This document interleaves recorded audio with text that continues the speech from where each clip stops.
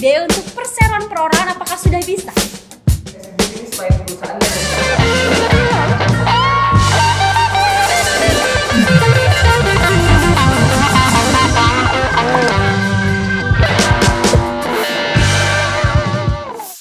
Hai Sobat Legal, ketemu lagi dengan kami.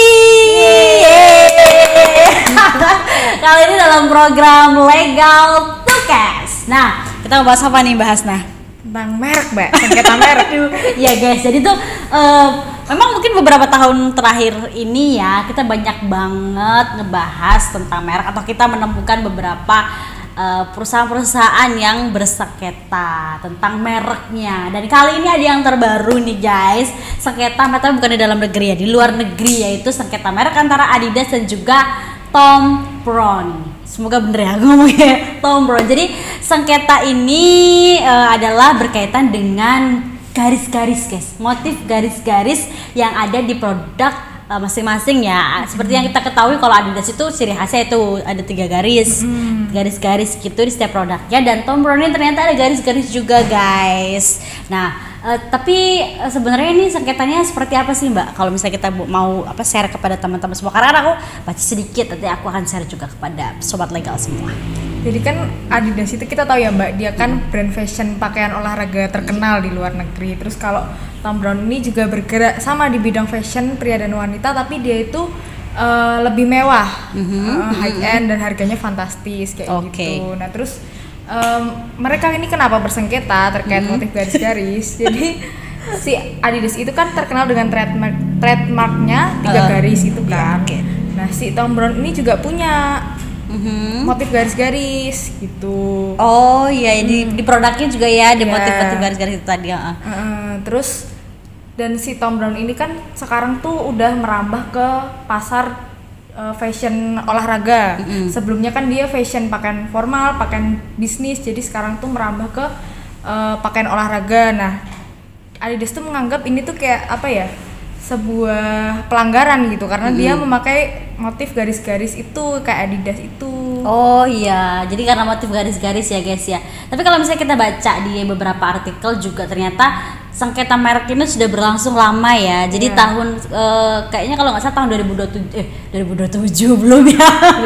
Tahun 2007. Jadi tahun 2007 itu Adidas juga pernah menuntut Thom Browne ini berkaitan dengan garis-garis. Dulu itu ternyata Thom Browne itu menggunakan 3 garis guys di setiap produknya. Tapi setelah ada sengketa ini di tahun 2007, akhirnya Thom Browne menambah garisnya jadi jadi 4.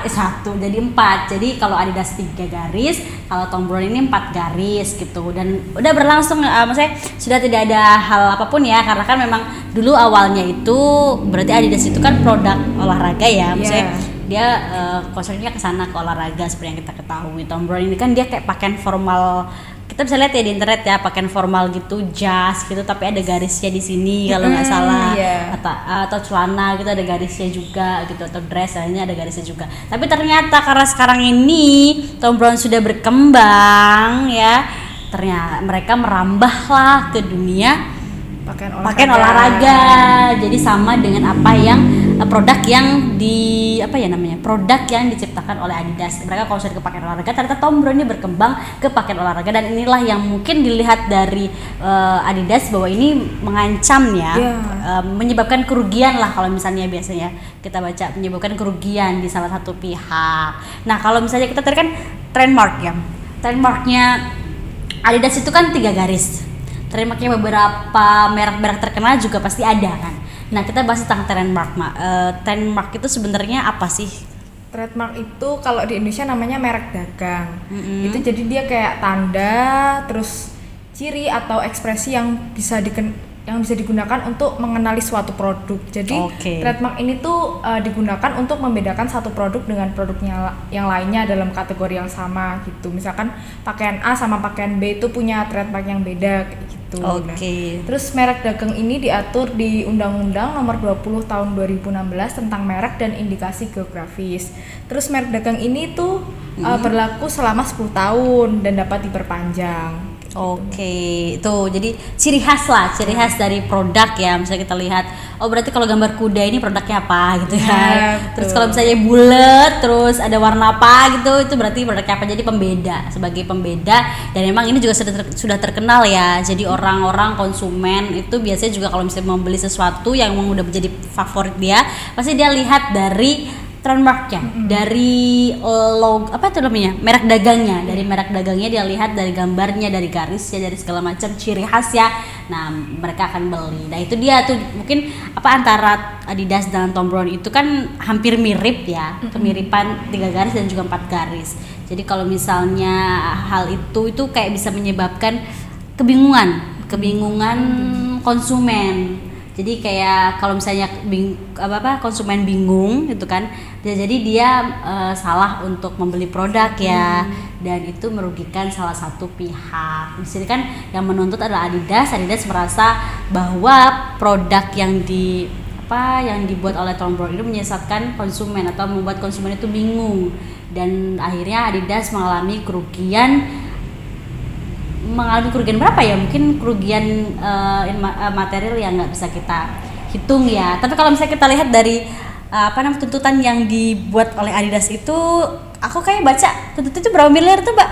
Tuntutannya tuh 13,6 miliar untuk biaya lisensi, sama 109 miliar untuk keuntungan yang didapatkan Thom Browne dari penjualan motif garis-garis. Nah itulah tadi guys, ternyata Adidas menuntut Thom Browne itu adalah 13 miliar untuk lisensi, dan juga 109 miliar itu adalah total keuntungan. Mungkin ya yang ditafsirkan ya Adidas ya. Jadi total keuntungan yang didapatkan oleh Thom Browne karena kemiripan antara garis-garis ini itu ditaksir sampai 109 miliar. Waduh, besar juga ya gengs ya. Ternyata hal itu bisa menyebabkan kerugian yang cukup besar nih kalau misalnya menyebabkan kekeliruan kebingungan konsumen.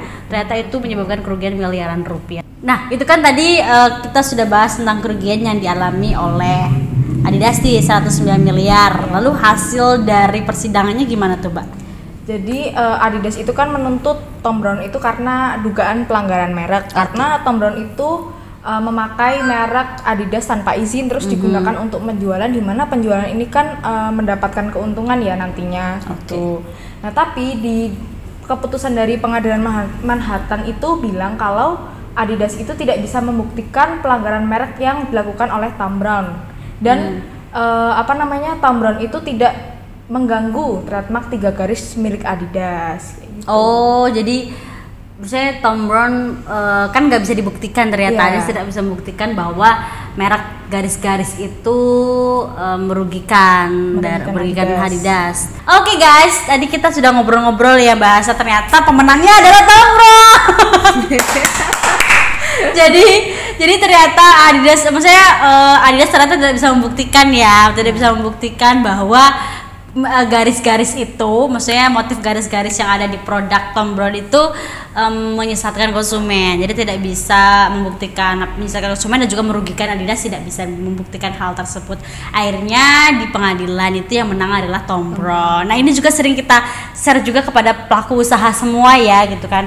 Kan dulu pada awalnya itu tahun 2007 itu kan Thom Browne itu mungkin masih merintis dan kelasnya pun berbeda dengan Adidas. Tapi sekarang ternyata Thom Browne itu sudah berkembang sangat pesat sekarang, udah mulai merambah pada produk yang sama kayak Adidas, yaitu di bagian olahraga gitu kan. Dan akhirnya inilah yang menyebabkan kayak Adidas itu merasa terancam. Kita bisa mengatakan terancam ya, karena merasa dirugikan lah. Adidas merasa dirugikan karena motif garis-garis tersebut, tapi juga karena nggak bisa membuktikan, jadi akhirnya Thom Browne yang memenangkan gugatan ya, sengketa merek tersebut. Jadi kita selalu tekankan kepada sobat legal, kalau misalnya sobat legal membangun usaha memang harus dikonsep dari awal usaha tersebut. Maksudnya kayak mereknya akan seperti apa, nanti kedepannya akan bagaimana, karena kan pasti kita harapannya kalau misalnya memiliki usaha itu kan berkembang ya Mbak Hasna, berkembang pesat, bisa menjangkau sektor-sektor lainnya gitu kan. Nah kalau misalnya hal ini terjadi, ternyata ada kemiripan tentang merek atau tentang produknya atau lain sebagainya, ada yang menuntut bisa mengalami kerugian ya. Dan apalagi kalau misalnya udah sampai ke pengadilan itu kan kita udah mengeluarkan uang ya.